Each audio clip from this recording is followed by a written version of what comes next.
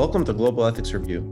I'm Alex Woodson from Carnegie Council, the world's catalyst for ethical action. In this podcast series, we'll be connecting Carnegie Council's work and current events with our senior fellows, senior staff, and friends of our organization. You'll hear from leading experts on artificial intelligence and technology, migration, public health, and U.S. foreign policy and global engagement. This week, I'm speaking with Professor Michael Doyle about Ukrainian refugees and the international response. Professor Doyle is a university professor at Columbia University, affiliated with the School of International and Public Affairs, the Department of Political Science, and the Law School. He's also a senior fellow at Carnegie Council for the Model International Mobility Convention, or MIMC.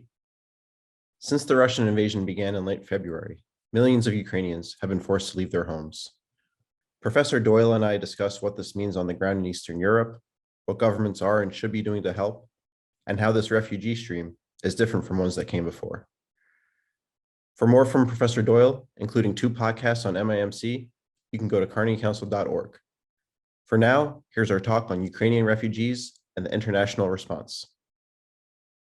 Professor Michael Doyle, thank you so much for talking with us. Great to have you back on the podcast. Alex, delighted to join you.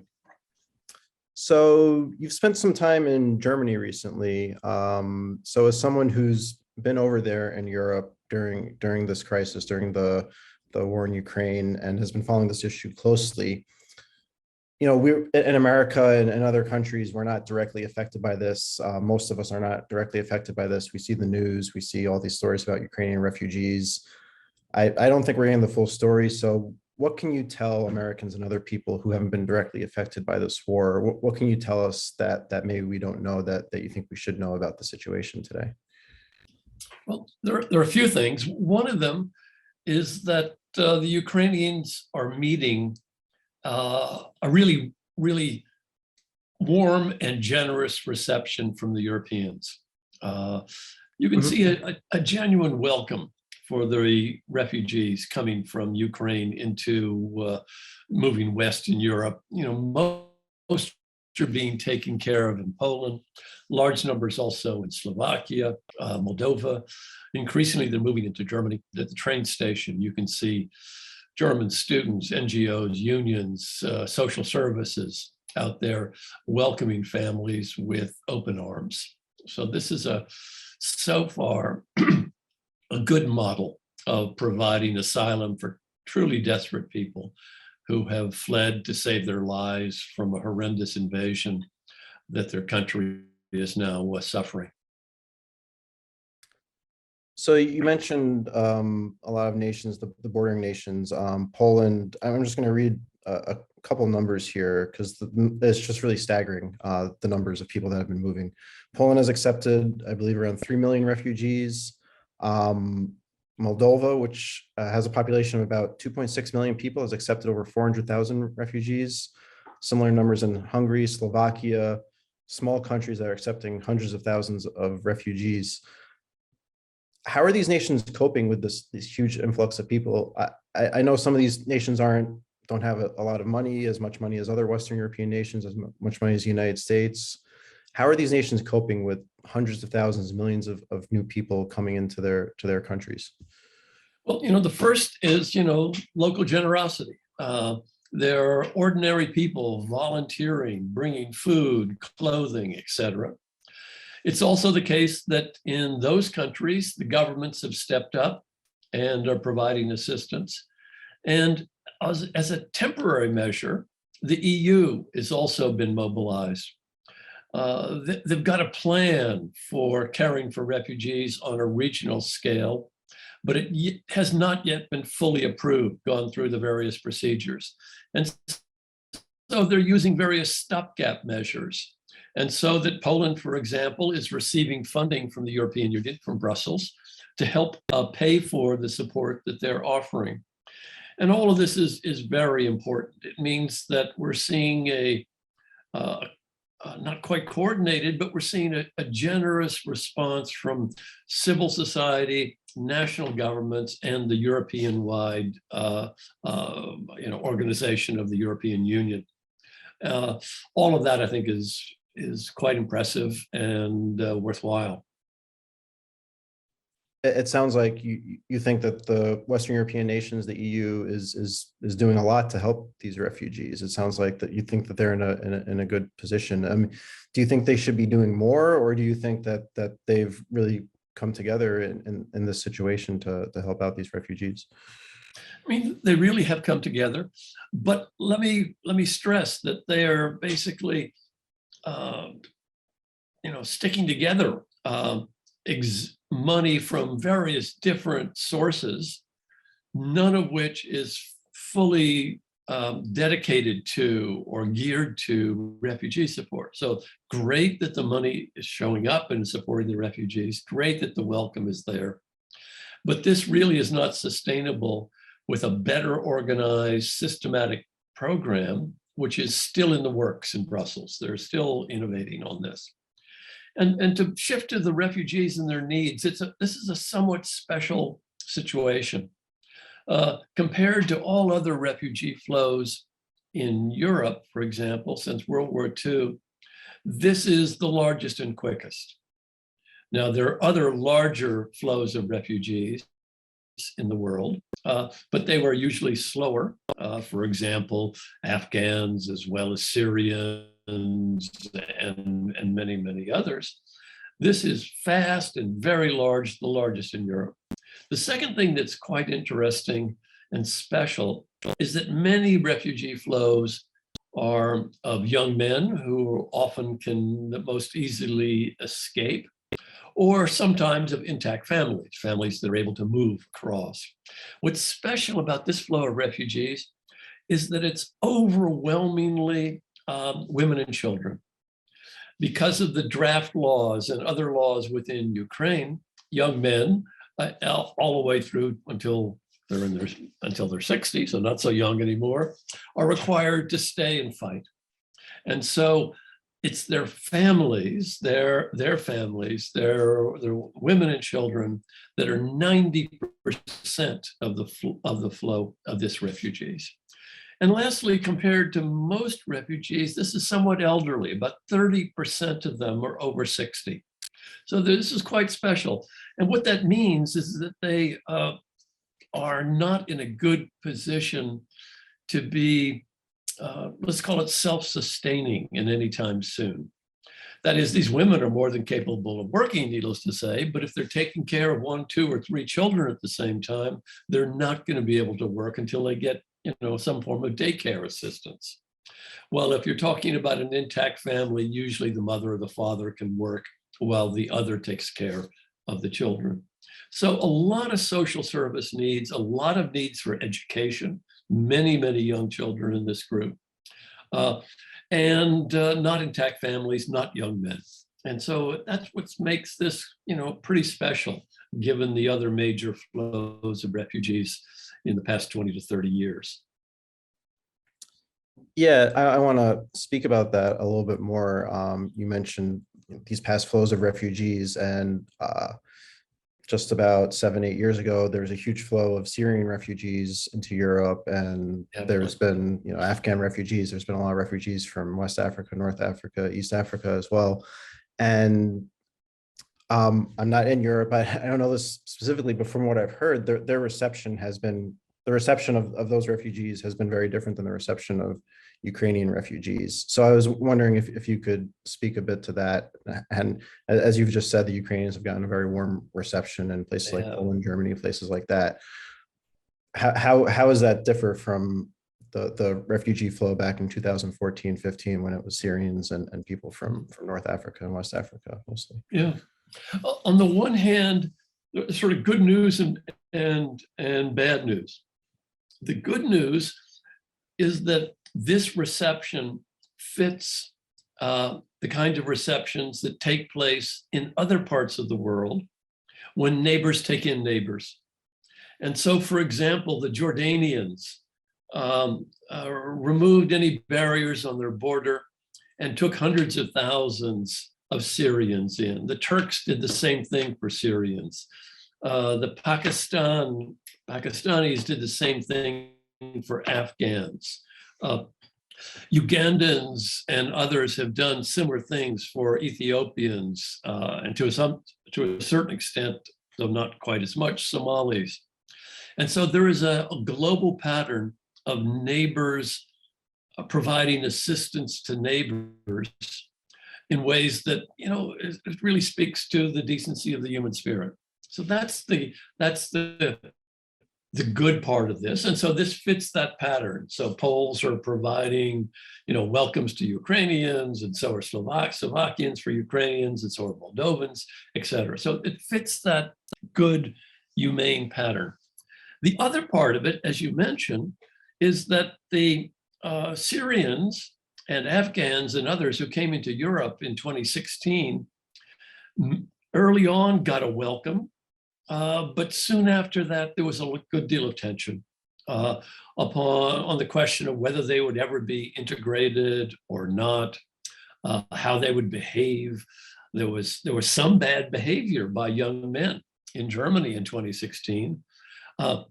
But the vast majority of refugees simply very much welcomed and were grateful for the refuge that they were receiving. So it was a few really bad apples created a lot of headlines, even though the reality was that the refugees were just awful grateful for the opportunity.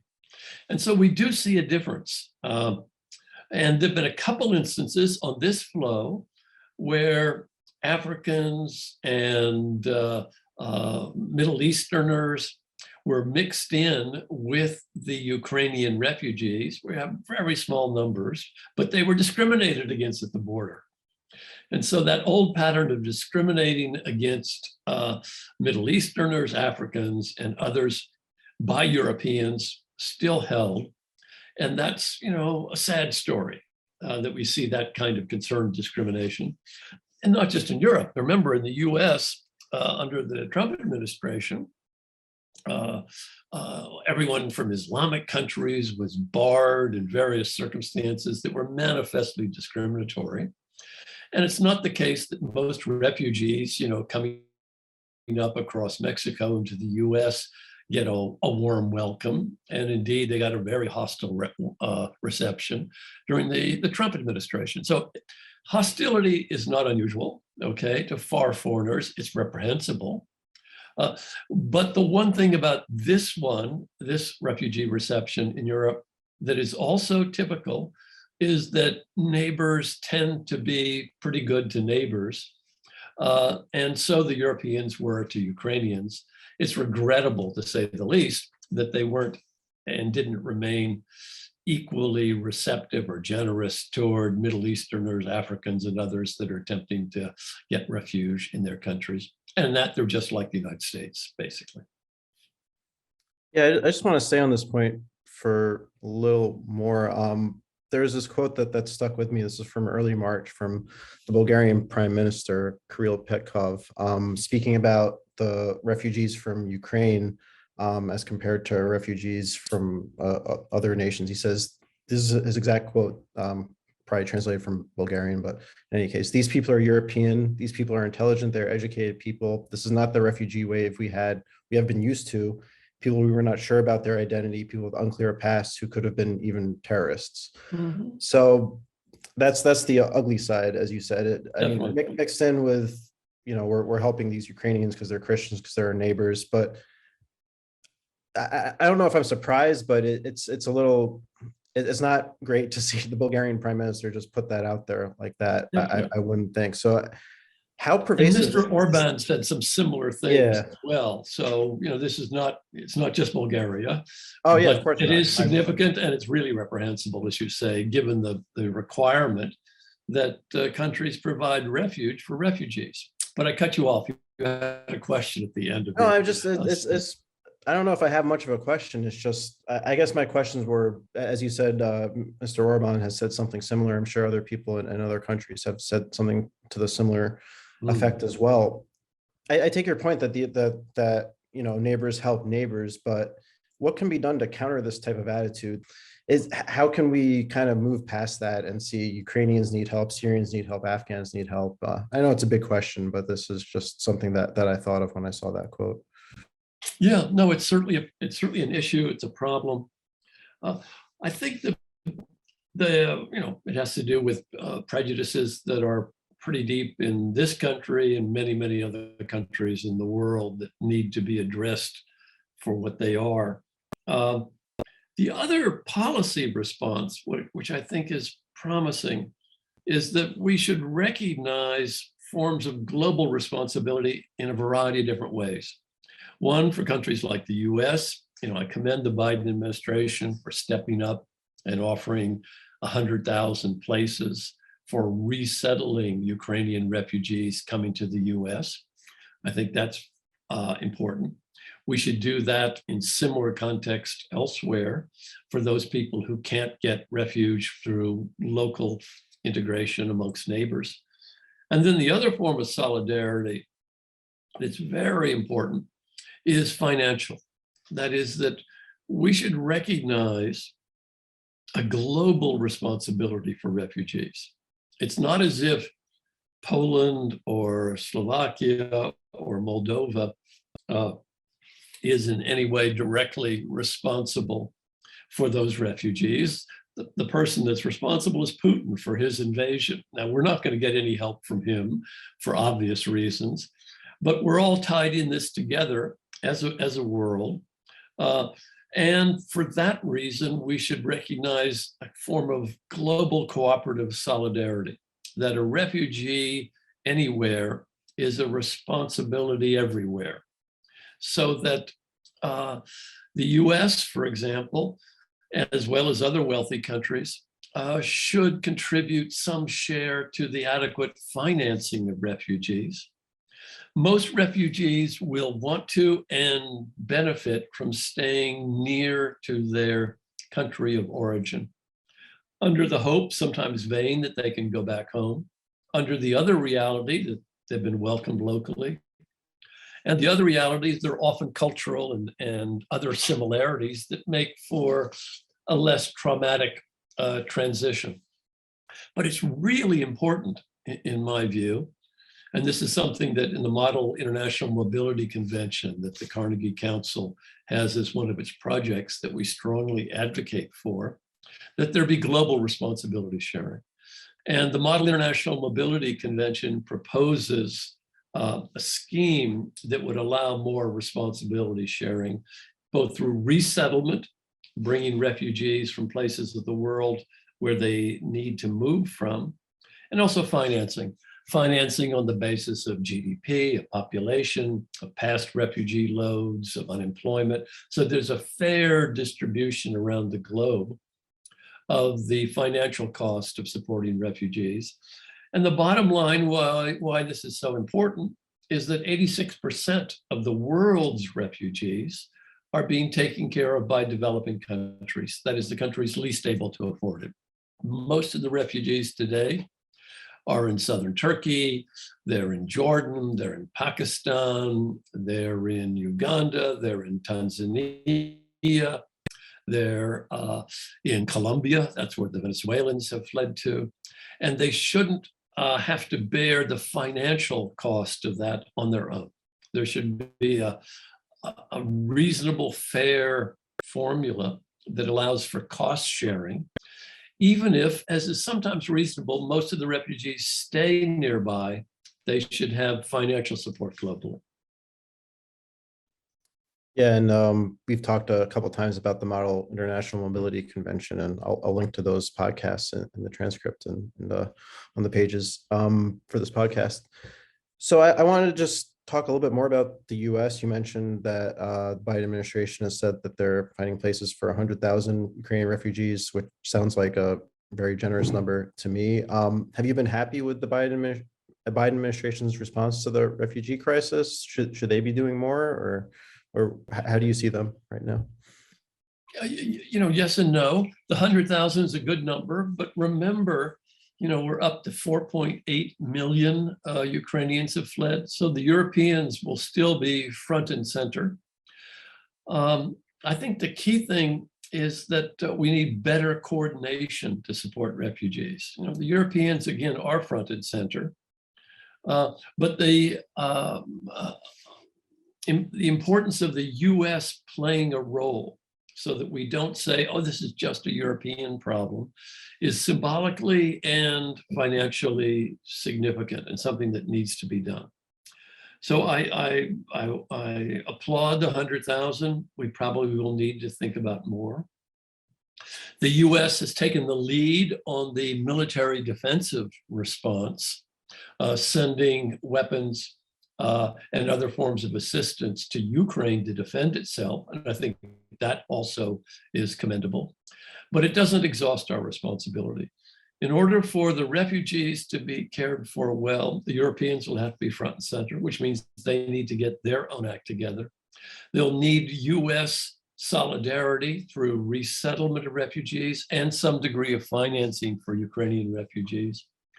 The problem is that there's no single adequate coordinating group that is putting us all on the same page to avoid duplication, to make sure there are no gaps. This is all done by agencies that have incomplete mandates that don't necessarily connect up. The president would really be well advised, in my opinion, to appoint a presidential coordinator, somebody that he would appoint to help make sure that our refugee assistance in its various different forms is linked up with the Europeans, and that we're coordinated so that we're presenting to the Ukrainians what they need for a refuge that's going to be longer than a few months. This is not going to be resolved quickly, but probably less than some of the more typical and large-scale refugee flows that we've seen around the world recently, including Afghans who have fled to Pakistan and now elsewhere, the Syrians. They're very unlikely to be able to go back home, to be frank, anytime. If Mr. Zelensky and the Ukrainians can successfully defend at least the western half of Ukraine, sometime in the not too distant future, within the next year, 2 years, the Ukrainian refugees in Europe may be able to go back home. They will need assistance to do so. And the other thing we haven't mentioned, which is part of this whole package, are the internally displaced persons. More than 6 million in Ukraine have fled from the east to the west. And they don't have a UNHCR refugee agency that can look after them. UNHCR only looks after persons who have fled across borders. For the people still inside the border, that's a haphazard hodgepodge of assistance that does or does not get there. A very good source of this coordinated response that I just mentioned would be making sure that increased and adequate assistance goes to the 6 million that are displaced in Western Ukraine, so they don't have to flee a border to get help. That would be, I think, very important. Yeah, it's such an important point because people have traveled hundreds of miles within Ukraine and they're dealing with a lot of the same issues that people in Poland and Slovakia are dealing with as well, but they might not have the system set up to support them. Yes. One other topic that I'd like to discuss is an op-ed that you and Dorothea Cohn and Janine Pronto wrote for the Washington Post back in early March, saying that Putin's assets should be frozen and then used to pay for humanitarian assistance to help Ukraine.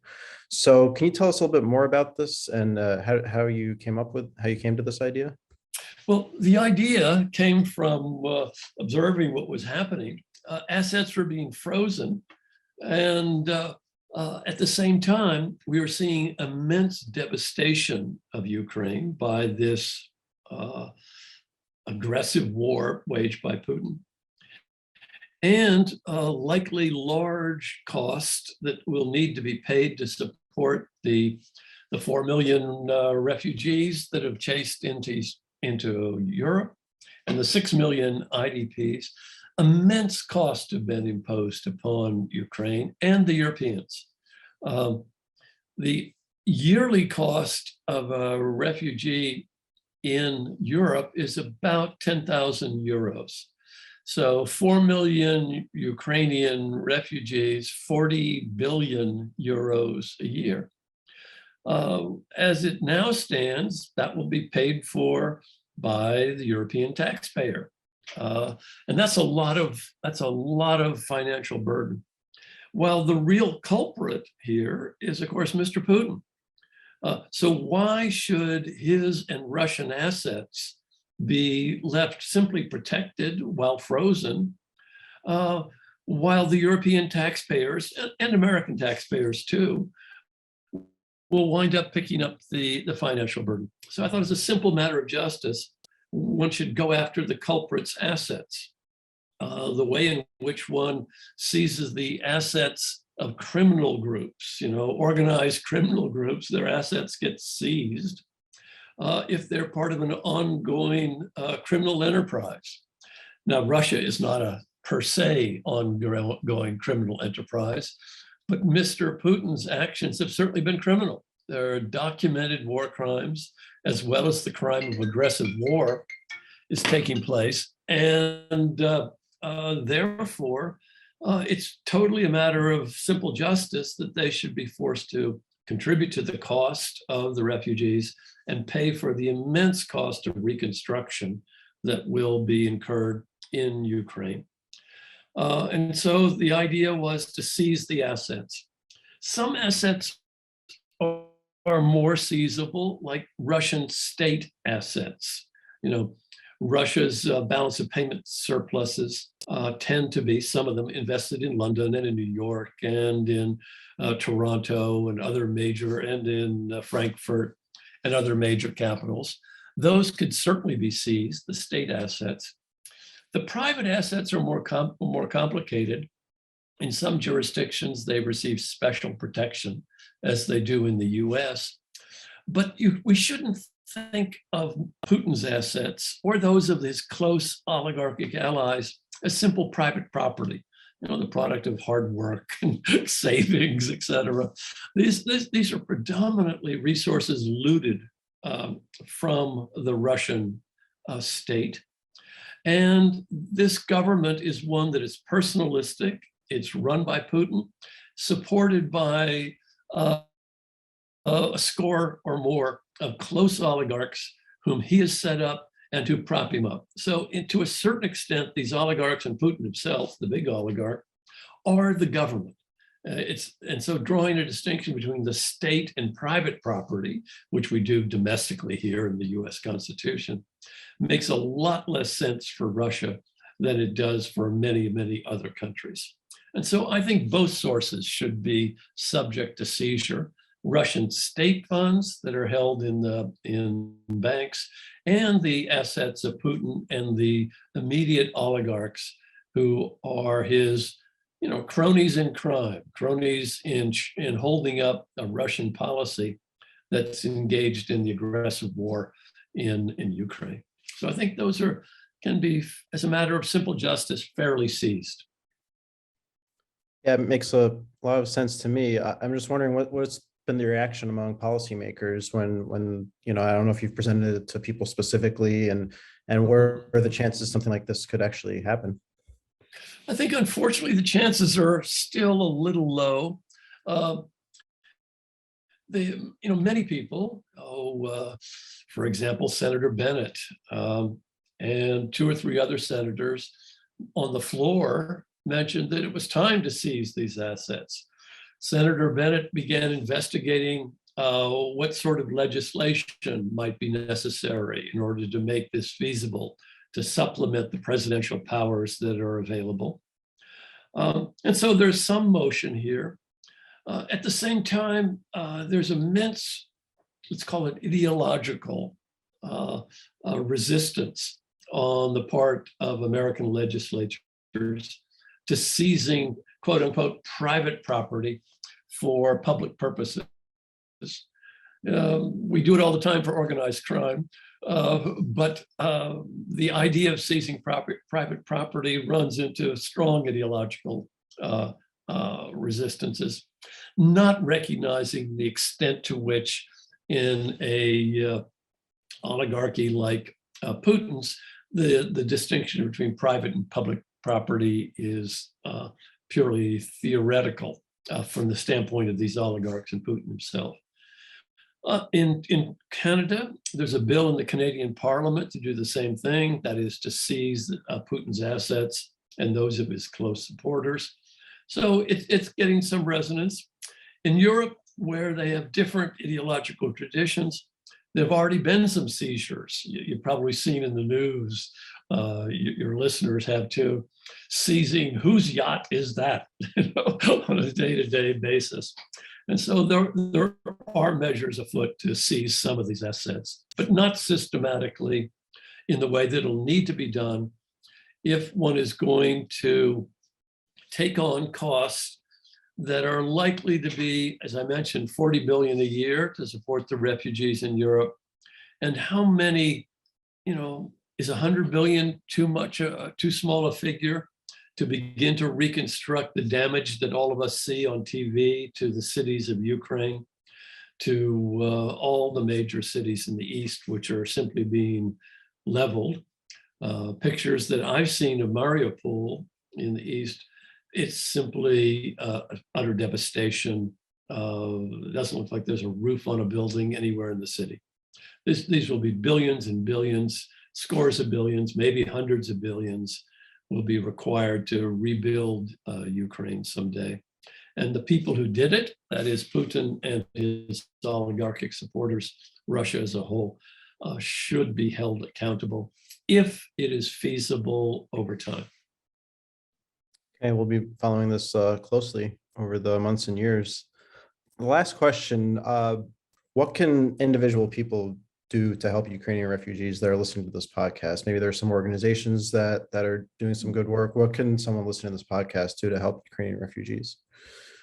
What we Americans have done many times in the past, that is, provide person-to-person assistance. If you go on the web, you'll find a whole group of Ukrainian-focused NGO activities that are out there providing assistance.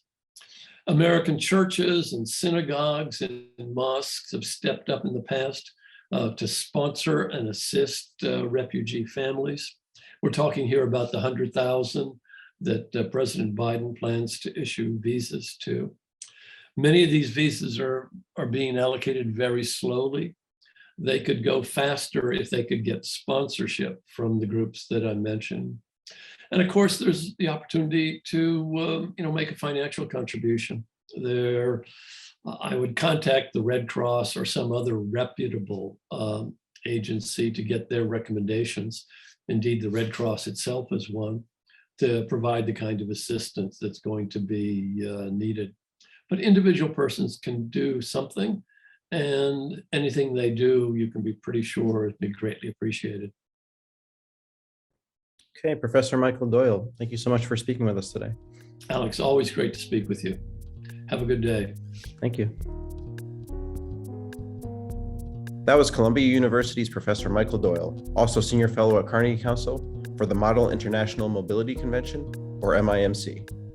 For more, please go to carnegiecouncil.org. I'm Alex Woodson. Thanks for listening to Global Ethics Review, and stay safe and healthy.